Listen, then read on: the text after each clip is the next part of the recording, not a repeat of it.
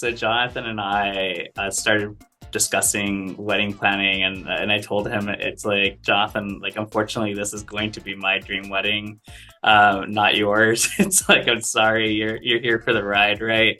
But I mean, ultimately it ended up being something that we both really loved, right? And I think that our wedding, it transitioned a little bit, because we started planning and signing contracts in Florida prior to the Don't Say Gay bill.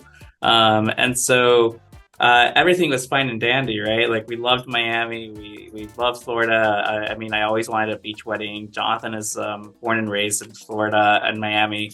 And then the Don't Say Gay bill was signed, and we were like, do we pull out? Like boycott? Like, we're bringing in a significant amount of money, right, to Florida. I mean, weddings are expensive no matter where you end up doing them, but Miami weddings are particularly expensive. And so we said, let's just add an actual component that talks about our identities, and then also is a political statement to DeSantis and anyone that's watching, right? And then and also hopefully we publicize our photos, and like, people are get inspired.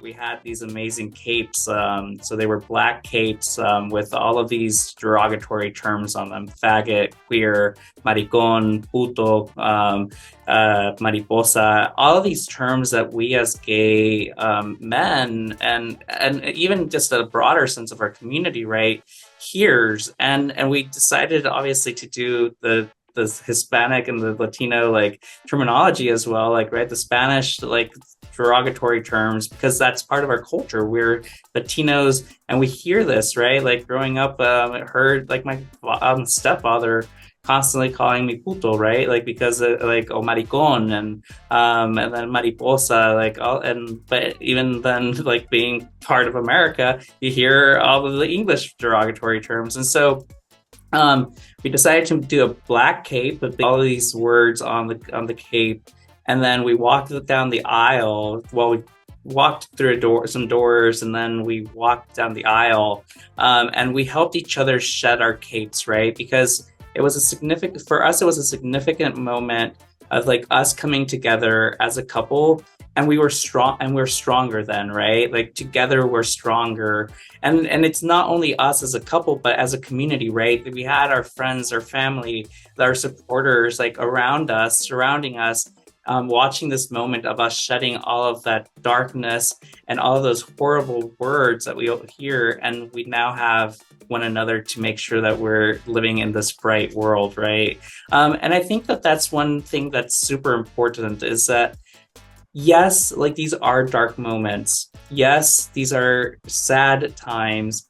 And we have lots of anger, and we have lots of sadness of everything that's going on. But we need to remember that we also are prideful, right? That we need to remember our pride. We need to be visible and loud and proud about all of our accomplishments as an LGBTQ community. And that's not just like...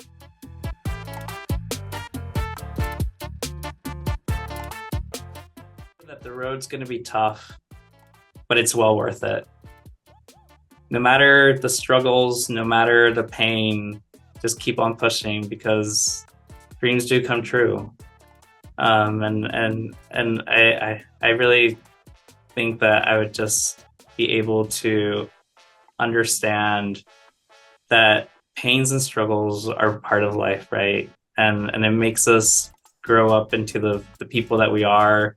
Makes us more compassionate of others, and it allows us to just really empathize and sympathize with people that are in very similar situations, or in the situations where we were in, right?